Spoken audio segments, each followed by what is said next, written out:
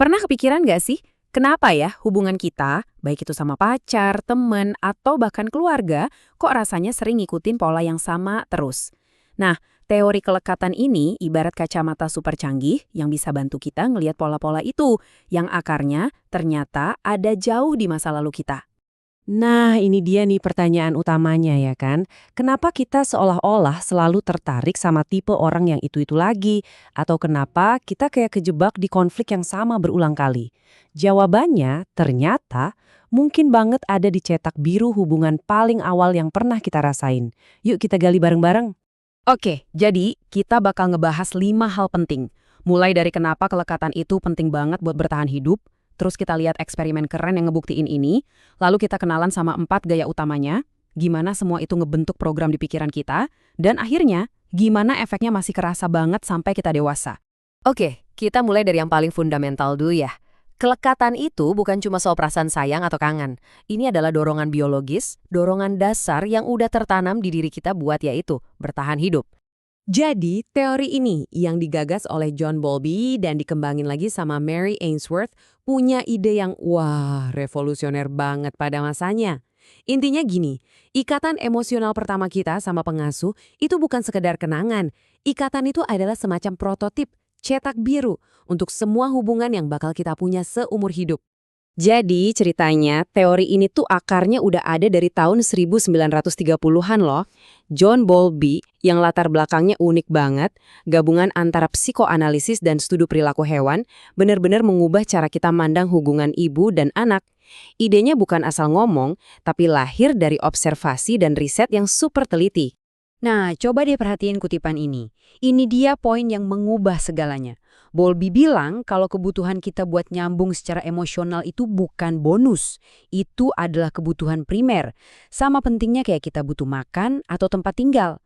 Ini udah jadi setelan pabrik kita sejak lahir. Teori ini tuh banyak banget dapat inspirasi dari dunia hewan. Keren kan? Contohnya penelitian Konrad Lorenz soal imprinting pada angsa, di mana anak angsa bakal ngikutin apapun yang pertama kali mereka lihat bergerak. Atau eksperimen Harry Harlow yang legendaris sama monyet, yang nunjukin kalau bayi monyet lebih milih ibu boneka kain yang nyaman buat dipeluk daripada ibu kawat yang ngasih makanan. Ini bukti telak kalau rasa nyaman dan aman itu nomor satu. Kalau Bowlby itu arsitek yang rancang teorinya, nah Mary Ainsworth ini insinyurnya. Dia yang bikin ide-ide ini bisa diuji dan diukur secara ilmiah. Caranya? Dengan eksperimen jenius yang disebut situasi asing. Prosesnya kedengeran simple, tapi hasilnya luar biasa. Jadi Ainsworth sengaja bikin momen stres kecil. Pengasuh pergi, terus ada orang asing masuk. Tujuannya apa? Buat ngamatin 2 hal penting. Pertama, apa sih bayi pakai pengasuhnya sebagai pangkalan aman buat main-main? Dan kedua, yang paling krusial, gimana reaksi si bayi pas pengasuhnya balik lagi? Nah, di momen reuni inilah semua rahasianya kebuka. Dan dari pengamatan itu, muncullah 3 pola yang jelas banget bedanya. Coba lihat tabel ini. Bayi dengan kelekatan aman, ini mayoritas, sekitar 70%, pasti sedih pas ditinggal. Tapi yang penting, mereka gampang ditenangin pas pengasuhnya balik. Ini nunjukin rasa percaya. Terus, ada kelompok cemas resisten. Mereka panik banget pas ditinggal, dan uniknya, pas pengasuhnya balik, mereka malah susah ditenangin, kayak marah tapi juga lega. Terakhir yang agak membingungkan, kelompok menghindar. Mereka kelihatan cuek aja pas ditinggal, dan bahkan menghindar pas pengasuhnya balik. Beda reaksi pas reuni ini, inilah kuncinya. Oke, sekarang ayo kita bedah lebih dalam lagi ke 4 pola ini. 3 dari penelitian Ainsworth, plus 1 lagi yang ditemukan belakangan. Ini adalah fondasi cara kita berhubungan dengan orang lain. Jadi kita punya 4 gaya. Aman, cemas ambivalen, menghindar, dan yang paling kompleks, terdisorganisasi. Dan ini poin yang sangat-sangat penting. Nggak ada gaya yang salah.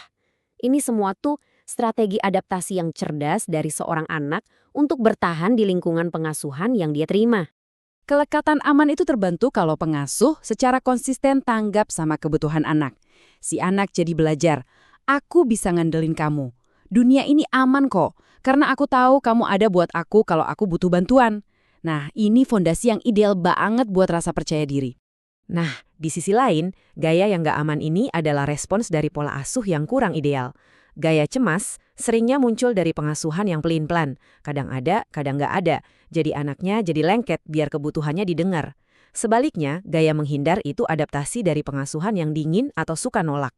Anak jadi belajar, kalau aku nunjukin perasaanku, nanti malah ditolak. Mending aku diam aja deh. Ini nih, gaya yang paling menantang. Ini biasanya berkembang di lingkungan di mana pengasuh yang seharusnya jadi sumber rasa aman malah jadi sumber rasa takut. Mungkin karena trauma atau perilaku yang nggak bisa ditebak. Anak jadi kejebak dalam dilema, mau lari ke pengasuh buat cari aman, tapi di saat yang sama juga pengen lari ngejauh karena takut. Ini yang bikin perilakunya jadi kelihatan kacau dan bingung. Terus gimana sih pengalaman awal ini bisa nempel banget di diri kita? Nah, disinilah Bowlby ngenalin konsep jenius yang namanya model kerja internal. Anggap aja ini kayak cetak biru, atau ya sistem operasinya hubungan kita. Coba bayangin ribuan interaksi kecil di masa kecil.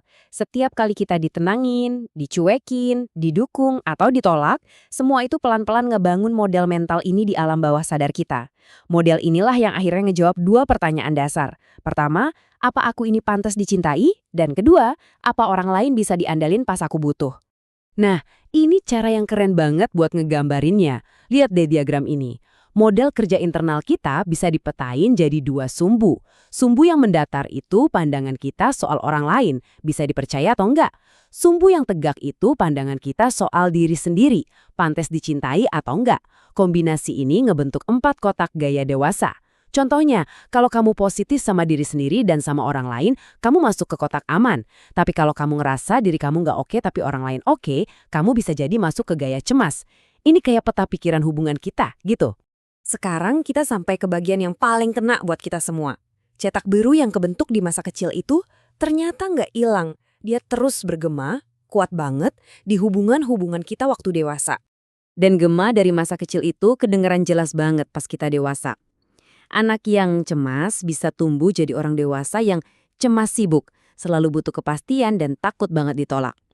Anak yang menghindar bisa jadi orang dewasa yang menghindar meremehkan, yang menjunjung tinggi kemandirian sampai-sampai kedekatan emosional itu rasanya bikin gerah.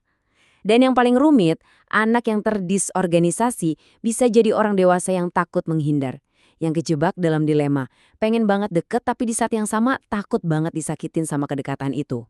Tapi, dan ini bagian yang paling penting dan penuh harapan. Walaupun model kerja internal ini kuat dan cenderung stabil, ini bukan harga mati. Ini bukan takdir yang nggak bisa diubah sama sekali. Kerennya, Bowlby sendiri pun mengakui kalau perubahan itu mungkin banget. Lewat hubungan yang aman dan mendukung di masa dewasa, entah itu sama pasangan, sahabat, atau terapis, kita bisa secara sadar menantang dan menulis ulang cetak biru lama kita. Proses ini punya istilah keren, earned security, atau keamanan yang kita usahakan dan dapatkan. Jadi, intinya teori kelekatan bukan cuma ngasih kita peta tentang dari mana kita berasal, tapi juga kompas buat kemana kita mau pergi. Ngertiin pola kita itu langkah pertama supaya kita bisa milih pola yang beda. Pertanyaannya sekarang adalah, gimana caramu mengedit bab selanjutnya dari cerita hubunganmu?